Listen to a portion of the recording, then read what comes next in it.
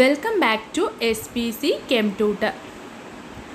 KTET category 3 chemistry exam കോച്ചിങ്ങിൻ്റെ ഭാഗമായിട്ട് November 2019 നടന്നിട്ടുള്ള KTET എക്സാമിൻ്റെ ക്വസ്റ്റ്യൻ പേപ്പർ ഡിസ്കഷനിൽ പാർട്ട് 2 ആണ് ഈ വീഡിയോയിൽ ചെയ്തിട്ടുള്ളത്. നമുക്ക് ക്വസ്റ്റ്യനിലേക്ക് കിടക്കാം.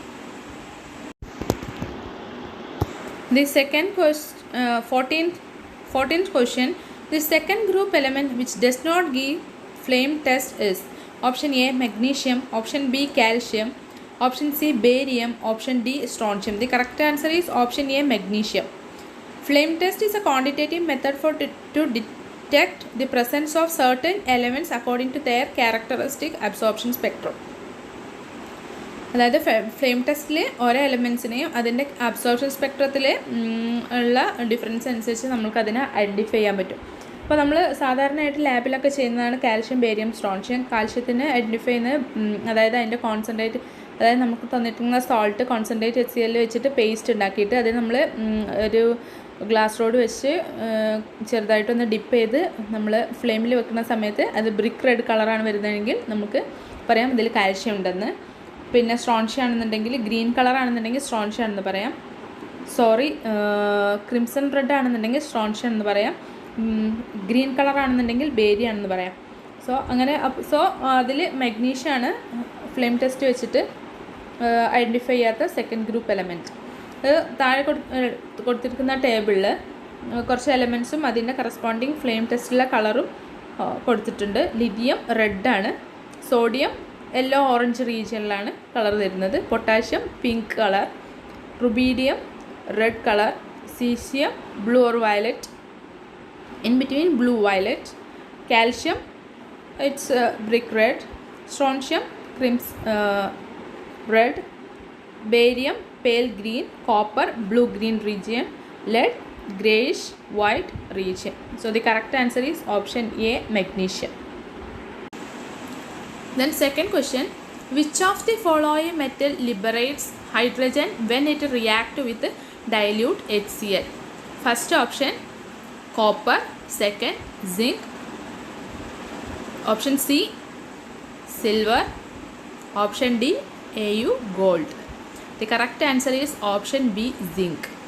ഈ ക്വസ്റ്റ്യൻ ആൻസർ ചെയ്യാൻ വേണ്ടിയിട്ട് നമുക്കറിയേണ്ടത് ഇലക്ട്രോകെമിക്കൽ സീരീസ് ആണ്.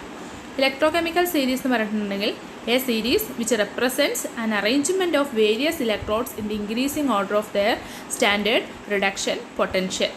അതായത് റിഡക്ഷൻ പൊട്ടൻഷ്യലിൻ്റെ ബേസിൽ എലമെൻസിനെ ഇൻക്രീസിങ് ഓർഡറിൽ അറേഞ്ച് ചെയ്തിട്ടുള്ള ഒരു സീരീസിനെയാണ് ഇലക്ട്രോകെമിക്കൽ സീരീസ് എന്ന് പറയുന്നത്. താഴെ കൊടുത്തിരിക്കുന്ന കോളം ഇലക്ട്രോകെമിക്കൽ സീരീസാണ്. അതിൽ വ്യത്യസ്ത മെറ്റൽസിൻ്റെ റിഡക്ഷൻ പൊട്ടൻഷ്യൽ കൊടുത്തിട്ടുണ്ട്. ചിലത് നെഗറ്റീവ് വാല്യൂ ആണ്, പോസിറ്റീവ് വാല്യൂ ഉള്ളതുണ്ട്. അതിൽ ഹൈഡ്രജൻ 0 ആയിരിക്കും. ഹൈഡ്രജൻ്റെ മുകളിലുള്ളത് നെഗറ്റീവും ഹൈഡ്രജന് താഴെയുള്ളത് പോസിറ്റീവും ആയിരിക്കും. ഹൈഡ്രജന് മുകളിലുള്ള എലമെൻസിന് അതിന് ഓക്സിഡൈസ് ചെയ്യാനുള്ള ടെൻഡൻസി കൂടുതലായിരിക്കും, അതായത് റെഡ്യൂസിങ് ഏജൻ്റ് ആയിട്ട് ആക്ട് ചെയ്യും. ഹൈഡ്രജന് താഴെയുള്ള എലമെൻറ്റ്സ് റെഡ്യൂസ് ചെയ്യാനുള്ള ടെൻഡൻസി ആയിരിക്കും കൂടുതലുണ്ടാവുക. സോ അതിന് ഓക്സിഡൈസിങ് ഏജൻ്റായിട്ട് ആക്ട് ചെയ്യാൻ പറ്റും. അപ്പോൾ ഈ ഒരു ക്വസ്റ്റ്യൻ അനലൈസ് ചെയ്യാം. ഹൈഡ്രജൻ അതായത് മെറ്റൽ ഹൈഡ്രജനും ഡൈല്യൂട്ട് HCl-ഉമായിട്ട് റിയാക്ട് ചെയ്യുമ്പോൾ ഹൈഡ്രജൻ ലിബറേറ്റ് ചെയ്യണം. അതിന് താഴെ ഒരു കൊടുത്തിട്ടുള്ള ഇക്വേഷൻ നോക്കുക. M+ when react with H+ ion giving M in next oxidation state M2+ and hydrogen. അതായത് ഈ ക്വസ്റ്റ്യനിൽ മെറ്റലിനെ ഓക്സിഡൈസ് ചെയ്യണം. ഹൈഡ്രജൻ റെഡ്യൂസ് ചെയ്തിട്ട് H+ റെഡ്യൂസ് ചെയ്തിട്ട് ഹൈഡ്രജനായി മാറുകയാണ് ചെയ്യുന്നത്.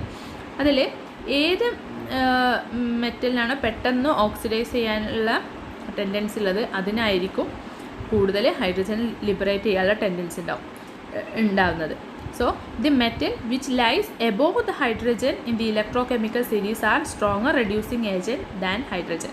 അതായത് ഹൈഡ്രജൻ്റെ മുകളിൽ ഇലക്ട്രോകെമിക്കൽ സീരീസിൽ വരുന്ന എലമെൻസിന് അതിന് ഓക്സിഡൈസ് ചെയ്യാനുള്ള ടെൻഡൻസി ആയിരിക്കും ഉണ്ടാവുക. സോ ആ എലമെൻറ്റ്സ് ഹൈഡ്രജൻ ഡൈല്യൂട്ട് HCl-ഉമായിട്ട് റിയാക്ട് ചെയ്യുന്ന സമയത്ത് അതെന്ത് ചെയ്യും, ഓക്സിഡൈസ് ചെയ്യും. ഒരു ഇലക്ട്രോണിനെ റിലീസ് ചെയ്തിട്ട് അതിൻ്റെ ഓക്സിഡേഷൻ സ്റ്റേറ്റ് ഇൻക്രീസ് ചെയ്യും.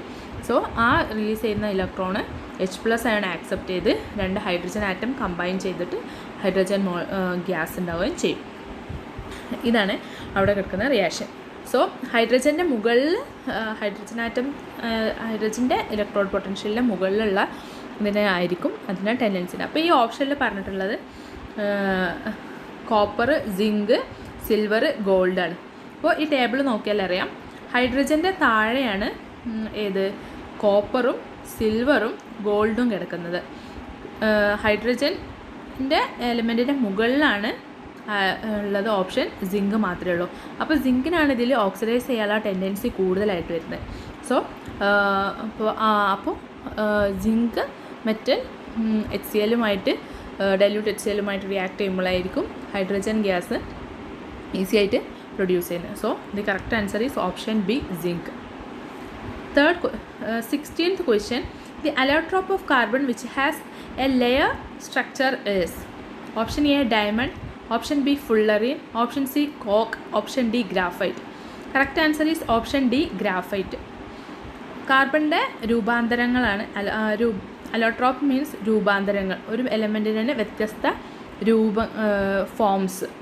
The allotropic forms of carbon may be in crystalline or amorphous form. Crystalline ഫോമിലും അമോർഫസ് ഫോമിലും ഉണ്ടായിരിക്കും. അതിൽ ഗ്രാഫൈറ്റ്, ഡയമണ്ട്, ഫുള്ളറിൻ ഇതൊക്കെ കാർബൻ്റെ ക്രിസ്റ്റലൈൻ ഫോമിലുള്ള അലോട്രോപ്പിക് ഫോംസ് ആണ്. അതിൽ അമോർഫസ് സ്റ്റേറ്റിലുള്ളത് കോൾ, ചാർക്കോൾ, ലാംപ് ബ്ലാക്ക്. ഇതൊക്കെ ഇമ്പോർട്ടൻ്റ് ആയിട്ടുള്ള ക്വസ്റ്റ്യൻസ് ആണ്. കോൾ എന്ന് പറയുമ്പോൾ കോക്ക് അല്ലെങ്കിൽ gas carbon. Charcoal may be plant charcoal or animal charcoal. Then diamond. Carbon molecules are arranged tetrahedrally or it is in sp3 hybridized state. Each carbon atom is connected to its neighbor by 4 single covalent bond. ഇതിൽ ഈ blue കളറിൽ കൊടുത്തിട്ടുള്ള picture ഡയമണ്ടിൻ്റെയാണ്. അത് കണ്ടിട്ടുണ്ടെങ്കിൽ ഈ മോള് കൊടുത്തിട്ട് points മനസ്സിലാവും. The structure extends in space and produce a rigid 3-dimensional network of atoms. So it is very difficult to break extended covalent bonding. So diamond is the hardest substance on the earth. Then fullerene contains 6-membered and 5-membered rings. Number of 6-membered ring C60. I'm talking about C60. Number of 6-membered ring that is 20 and number of 5-membered ring that's 12. All carbon atoms are equal and they undergo sp2 hybridization. Each carbon atom forms 3 sigma bond with the other 3 atoms. The remaining electron at each carbon is delocalized in the molecular orbital, which turn gives aromatic character to the molecule. Then graphite, it has a layered structure. Layers are held by a van der Waals force. Each layer is composed of planar hexagonal ring of carbon atoms. ഈ points ഒക്കെ ഈ blue കളറുള്ള അതിൻ്റെ പിക്ചറിൽ നിന്ന് നമുക്ക് easy ആയിട്ട് പഠിച്ചെടുക്കാവുന്നതേ ഉള്ളൂ. Carbon atoms are in sp2 hybridized state. It forms 3 sigma bond with 3 neighboring atoms. 4th electrons form pi bond and it is delocalized. Hence graphite conduct electricity.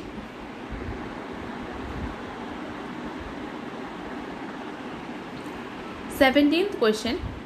The energy of the electron in the first orbital of hydrogen atom is option A 13.6 electron volt, option B minus 13.6 electron volt, option C minus 13.6 kilojoule, option D 13.6 kilojoule.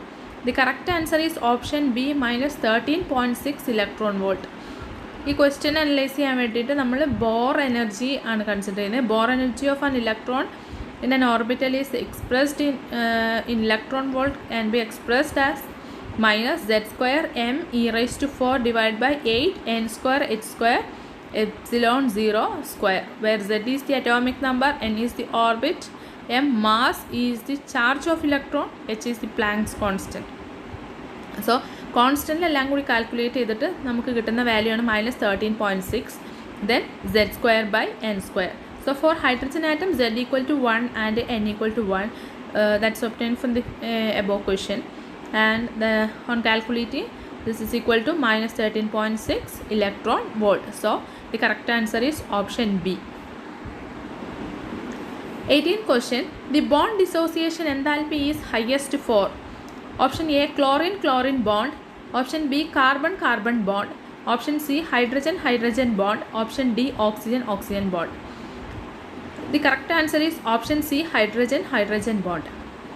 So factors that affect the bond dissociation enthalpy are size of the atom, multiplicity of the bond, number of lone pairs of electrons present in the atom, and bond angle, bond order. ഈ 5 കാര്യങ്ങളാണ് മെയിനായിട്ട് bond dissociation എൻതാൽപ്പിയെ depend ചെയ്യുന്ന കാര്യങ്ങൾ. ഒന്നാമത് ആറ്റത്തിൻ്റെ size, അതിൻ്റെ multiplicity, lone pair of electrons, bond angle, bond order. So size എങ്ങനെ depend ചെയ്യുന്നത് വെച്ചാൽ greater the size of the atom greater the bond length and lesser the bond strength. ആറ്റത്തിൻ്റെ size കൂടുന്ന സമയത്ത് അത് തമ്മിലുള്ള ന്യൂക്ലിയർ ഇൻട്രാക്ഷൻ ഔട്ടർ മോസ്റ്റ് ഷെല്ലിൽ കുറവായിരിക്കും. സോ 2 ആറ്റംസ് കമ്പൈൻ ചെയ്യുന്ന സമയത്ത് അത്ര സ്ട്രെങ്ത് ഒന്നും കാണില്ല. സോ അത് ആ ബോണ്ട് ബ്രേക്ക് ചെയ്യാൻ ഈസി ആയിരിക്കും. Hence lower the bond dissociation enthalpy. So then greater the multiplicity greater the bond strength. അതായത് സിംഗിൾ ബോണ്ടിനേക്കാളും ബോണ്ട് സ്ട്രെങ്ത് ഉണ്ടായിരിക്കും ഡബിൾ ബോണ്ടിന്, ട്രിപ്പിൾ ബോണ്ടിന് ഡബിൾ ബോണ്ടിനേക്കാളും സിംഗിൾ ബോണ്ടിനേക്കാളും ബോണ്ട് സ്ട്രെങ്ത് ഉണ്ടായിരിക്കും. Then greater the lone pair of electrons on the bonded atom, greater the repulsion between the atoms and hence less the bond dissociation enthalpy. അതായത് ആറ്റത്തിൽ loan pair of electrons ഉണ്ടെങ്കിൽ 2 atoms തമ്മിൽ combine ചെയ്യുന്ന സമയത്ത് ഈ lone pair repulsion ഉണ്ടായിട്ട് അത് unstable ആണുള്ള കാരണം ആ ബോണ്ട്. സോ ലോൺ പെയർ ഉള്ള കേസിൽ അതിൻ്റെ ബോണ്ട് ഡിസോസിയേഷൻ എൻതാൽപ്പി കുറവായിരിക്കും. Then greater the bond order, greater is the stability and higher the bond dissociation enthalpy. Bond dissociation enthalpy of given bonds are, അതായത് ഈ തന്നിട്ടുള്ള നമ്മൾ ഓപ്ഷനിലുള്ള ബോണ്ടുകളുടെ ബോണ്ട് ഡിസോസിയേഷൻ എൻതാൽപ്പിയാണ് താഴെ കൊടുത്തിട്ടുള്ളത്. ക്ലോറിൻ ബോണ്ടാണെന്നുണ്ടെങ്കിൽ 240 kilo joule per mole, carbon bond 346 kilo joule per mole, hydrogen bond 432 kilojoule per mol, oxygen bond 142 kilojoule per mol. Correct answer option C hydrogen ബോണ്ടാണ്. ഈ കാരണമുള്ള എല്ലാ ഫാക്ടേഴ്സും ഡിപ്പെൻഡ് ചെയ്യുന്നത് ഹൈഡ്രജൻ ബോണ്ടിനാണ്. So the answer is option C. 19th question. The ion which has maximum efficacy to cause coagulation of H2S3 Sol is option A Mg2+, option B calcium 2+, option C Na+, option D Al3+. The correct answer is option D Al3+. First of all coagulation എന്ന് പറഞ്ഞിട്ടുണ്ടെങ്കിൽ colloidal solution എന്ന് പറഞ്ഞിട്ടുണ്ടെങ്കിൽ 100 നാനോമീറ്ററിൽ less than സൈസുള്ള particle സൈസുള്ള സൊല്യൂഷനെയാണ് colloidal solution എന്ന് പറയുന്നത്. കൊയാഗുലേഷൻ പറഞ്ഞിട്ടുണ്ടെങ്കിൽ the process of setting of colloidal സൊല്യൂഷനിലുള്ള കൊളോയിഡൽ പാർട്ടിക്കിൾസിനെ സെറ്റ് ചെയ്യുന്ന പ്രോസസ്സിനെയാണ് കൊയാഗുലേഷൻ എന്ന് പറയുന്നത്. ഈ ക്വസ്റ്റ്യന് ആൻസർ ചെയ്യാൻ വേണ്ടിയിട്ട് നമുക്കൊരു റൂള് പഠിക്കേണ്ടി വരും. അതിനെ ഹാർഡി-ഷെൽസ് റൂൾ എന്ന് പറയുന്നത്. Greater the valency of ion bearing a charge opposite that of the sol particle greater the coagulation. അതായത് ഈ കൊയാഗുലേഷൻ പ്രോസസ്സ് ഈസി ആയിരിക്കും എപ്പോഴും. അതായത് നമ്മൾ യൂസ് ചെയ്യുന്ന അയോണിന് ഈ സോളിലുള്ള അല്ലെങ്കിൽ കൊളോയിഡൽ പാർട്ടിക്കിൾസിൻ്റെ ഓപ്പോസിറ്റ് ചാർജും ഹയർ വാലൻസി ആണെന്നുണ്ടെങ്കിൽ, അതായത് നെഗറ്റീവ് സോൾ ആണെന്നുണ്ടെങ്കിൽ പോസിറ്റീവ് അയോണ് യൂസ് ചെയ്യാം ഇതിനെ കൊയാഗുലേറ്റ് ചെയ്യാൻ വേണ്ടിയിട്ട്. The coagulation capacity of an electron light increases with increase in charge. H2S3 is a negatively charged Sol. Due to absorption of H2- ion on the Sol, coagulation happened when oppositely charged Sol is added to it with greater charge. Hence the answer is option D Al3+.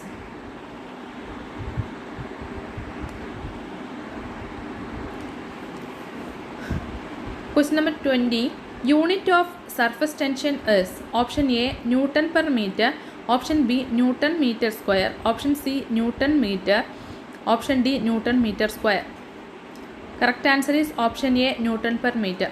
Surface tension is equal to surface force divided by length of force acts. Then surface tension F by D, that is force Newton, then length in meter. So answer is option A, Newton per meter. 21st question. Which of the following is not used for the concentration of an ore? Option A, smelting. Option B, levitation. Option C, froth flotation. Option D, leaching. The correct answer is option A, smelting. Concentration of ores are done through the following methods. First one is levitation or hydraulic washing. It's based on the difference in gravity of the ore and the gangue particles. An upward stream of running water is used to wash the powdered ore. Lighter gangue particles are washed away and the heavier ore are left behind. Then magnetic separation is based on the magnetic property of the components. Leaching, if ore is soluble in some suitable solvent, the process leaching is used for the concentration. And froth flotation to remove gangue from the sulfide ore. So these four methods are used for concentrating an ore. So smelting is an is out of from the option, and it's a extraction method for metal. 22nd question. If the Celsius scale reading is 37 degrees Celsius, what will be the reading at a Fahrenheit scale? Option A, 273 degree Fahrenheit. Option B, 310.5 degree Fahrenheit. Option C, 37 degree Fahrenheit. Option D, 98.6 degree Fahrenheit. The correct answer is option D, 98.6 degree Fahrenheit. Degree Fahrenheit is equal to 9 by 5 degree Celsius plus 32. So on substituting the value, we obtain 98.6 degree Fahrenheit.